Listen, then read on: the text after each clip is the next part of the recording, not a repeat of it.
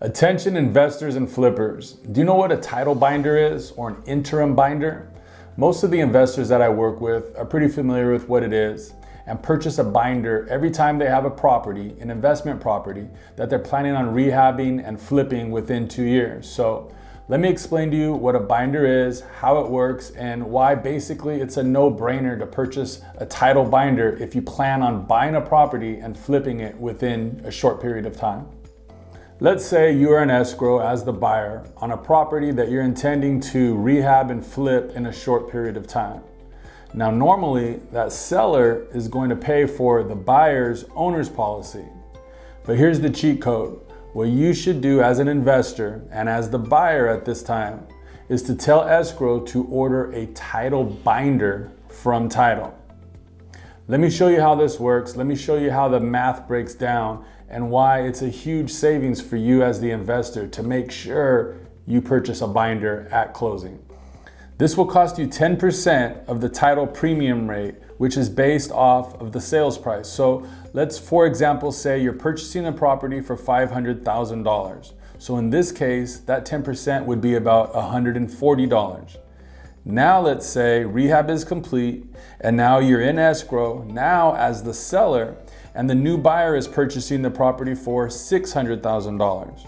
Without that binder, you as the seller would normally be responsible to pay for the buyer's title policy, and based off of a $600,000 sales price, without a binder, that would cost you about $1,555.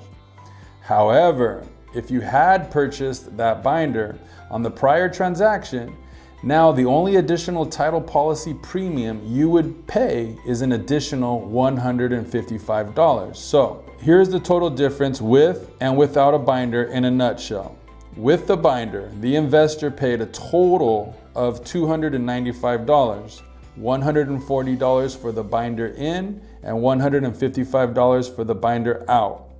Without the binder, the total premium would have costed the investor $1,555. So the total savings for you as the investor is $1,260 in this example.